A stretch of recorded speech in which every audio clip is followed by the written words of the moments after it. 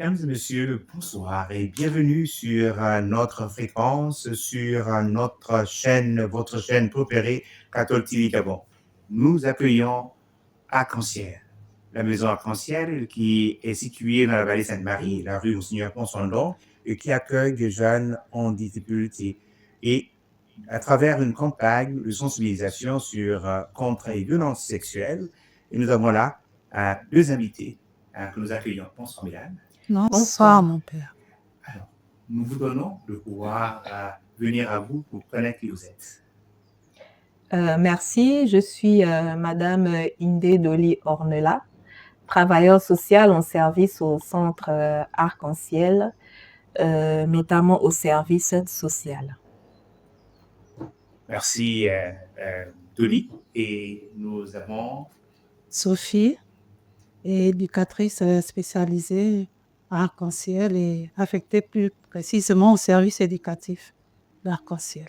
Merci. Depuis un moment, nous cheminons avec Arc-en-Ciel et les thèmes sont variés. On pourrait nous remémorer un peu de la rencontre dernière ici portant sur les violences sexuelles.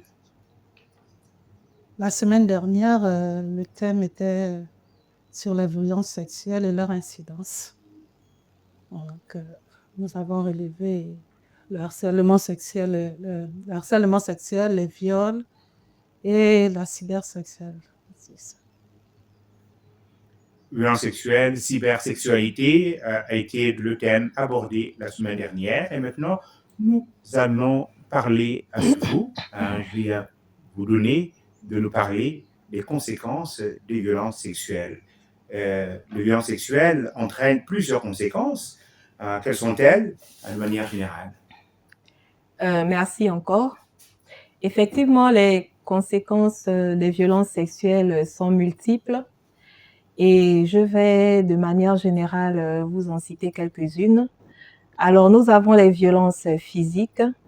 Les violences physiques affectent le corps de la victime et nous allons de ce fait observer sur le corps de la victime des lésions plus ou moins importantes qui vont avoir un impact sur la victime. Alors, ces lésions peuvent entraîner la victime jusqu'à la mort en fonction de la gravité de ces dernières. Et les lésions physiques peuvent nécessiter une prise en charge médicale. Nous pouvons citer comme lésions physiques les grossesses. Nous pouvons citer la déchirure des parties intimes de la victime et j'en passe.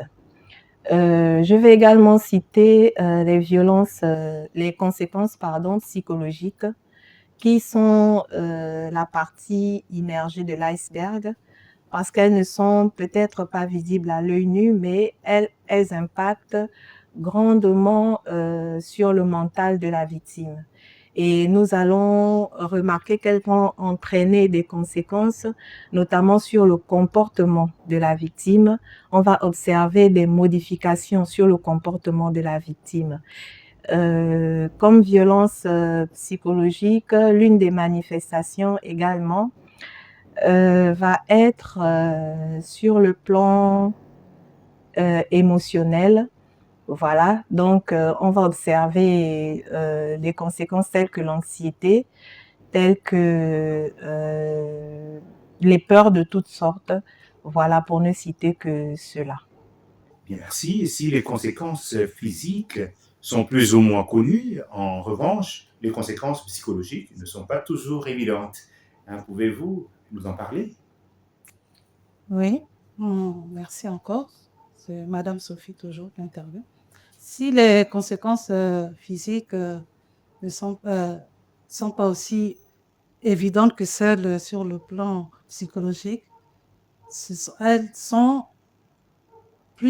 aussi néfastes que celles des conséquences physiques. Elles ne sont pas visibles à l'œil nu, mais elles laissent des liaisons physiques et des liaisons sur le plan mental. Et c'est des personnes qui sont affectées. Elles ont des blessures internes qu'on ne voit pas. Ce n'est pas comme une cicatrisation qu'on a faite. Donc, la victime, va avoir des comportements suicidaires. de la culpabilité, de l'agressivité, elle aura des difficultés à maintenir des relations étroites avec ses amis ou la famille. Et cela peut beaucoup affecter aussi sur le plan éducatif et comportemental émotionnel. Donc, ce sont ces complications qui affectent vraiment la victime et qui nécessitent qu'une prise en charge soit faite. Nous ne devons pas sous-estimer les conséquences psychologiques. Les violences sexuelles impactent également l'apprentissage et les études, occasion de développer les conséquences au niveau éducatif. Oui, au niveau éducatif, effectivement, l'apprentissage peut devenir difficile et baisser les performances aussi. Et imaginez une victime, par exemple. Au milieu scolaire, tout le monde en parle. Elle subit les rumeurs, les commentaires blessants, et cela affecte le processus éducatif de cet enfant. Cet enfant peut abandonner l'école, plonger dans la drogue, l'alcool. Il peut s'isoler également et rentrer dans un gouffre. Merci Sophie. Nous nous tournons à nouveau vers Dolly. Naturellement, on parle aussi des conséquences sociales. Quelles sont-elles? D'accord, merci. Déjà, il faut dire que les violences sexuelles sont un sujet tabou dans notre société, ce qui fait que les victimes ont du mal à en parler. Et de ce fait, cela rendra également le processus de guérison difficile. Parce que le premier pas vers le processus de guérison, ça va être d'en parler justement. Et donc, voilà, comme conséquence sociale, nous pouvons également relever le fait que les familles, en fait, du fait que les victimes et les familles veulent se protéger des préjugés, du regard des autres, elles vont également maintenir justement la victime dans ce mutisme. Voilà, parce qu'elles veulent protéger la victime et elles veulent se protéger. Ça, c'est vraiment de leur point de vue.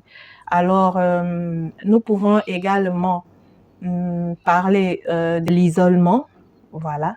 Donc, l'isolement, c'est quelqu'un qui aura du mal à s'affirmer dans la société. C'est quelqu'un qui aura du mal à développer pleinement son potentiel. C'est quelqu'un qui aura du mal à s'intégrer au sein des groupes et voilà, qui va vraiment, vraiment, vraiment s'isoler. Et voilà, on va dire que ce sont des jeunes également qui sont plus exposés aux grossesses précoces. Voilà. Donc, les victimes des violences sexuelles sont plus exposées aux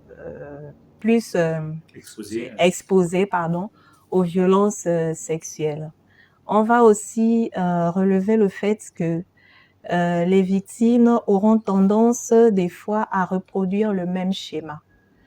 Donc, elles ne vont plus peut-être se constituer en victimes, quoiqu'elles sont toujours des victimes, mais elles vont reproduire des agressions sexuelles dont elles ont été victimes sur d'autres personnes. Donc, voilà, la modification des comportements et on va dire que cela entraîne comme conséquence une image déformée de la sexualité, en fait. Voilà, donc c'est un peu ce que je peux dire. Merci à Sophie et à Billy de nous avoir entretenus sur les conséquences de la violence sexuelle. Un mot pour finir, à l'une et l'autre. Bon, un mot pour finir, juste pour dire encore que les violences sexuelles sont réelles. C'est un fait de société, que les victimes ne doivent pas se taire. Elles doivent dénoncer leur agresseur et elles doivent aussi être prises en charge il ne faut pas minimiser ces aspects-là parce que c'est très dur. C'est quelqu'un qui a subi une agression sexuelle est marqué à vie. Et il faut un accompagnement dans des centres d'accueil et un suivi par des spécialistes. Merci. Oui, et pour finir, je vais donner quelques conseils. Déjà, aux victimes, la première chose, c'est que vous devez savoir, c'est que vous n'êtes pas coupable, vous n'êtes pas responsable de ce qui vous est arrivé. Ensuite, la deuxième chose, c'est qu'il faut briser le silence. Il faut en parler. Donc, c'est très important. La troisième chose que vous devez savoir, c'est que les agressions sexuelles sont un crime qui sont punis par la loi. Et ensuite, je vais également aller dans le sens où c'est important d'engager des poursuites. Donc, il faut se faire prendre en charge sur le plan médical et sur le plan psychologique. Et la dernière chose que je vais dire, c'est que c'est vrai que c'est pas toujours évident, mais il faut choisir d'en guérir. Il faut choisir, il faut vraiment choisir de sortir de cela. Ensuite, je vais également m'adresser aux personnes vers qui les victimes de violences sexuelles vont se tourner. Parce que c'est déjà pas évident d'en parler. Et donc, lorsqu'une victime de violences sexuelles vient vers une personne, la première des choses déjà, ce serait de ne pas mettre en doute la parole de la victime. Et la deuxième chose, ce serait vraiment de l'encourager à parler et vraiment de mettre les mots qu'il faut sur les actes qui ont été posés. Il ne faut pas minimiser les actes qui ont été posés, mais vraiment, il faut dire les choses telles qu'elles ont été faites, vraiment pour permettre le processus de guérison. Il faut aussi dire que c'est important d'accompagner la victime de violences sexuelles dans les démarches à faire. Donc, l'encourager à aller peut-être dans un commissariat le plus proche et à se faire prendre en charge sur les plans médicaux et psychologiques. Mais dans toutes les démarches qui vont être faites, ce serait très important d'avoir toujours l'accord de la victime. Ne rien faire sans l'accord de la victime. Voilà, et je vais m'arrêter par là. Merci à Arc-en-Ciel, présenté par vous, Sophie et Dolly, qui avez bien voulu nous accorder ce temps pour taquer les conséquences de violences sexuelles. La mesure des médias, par ma voix, vous remercie. Merci pour l'invitation. Merci. Merci.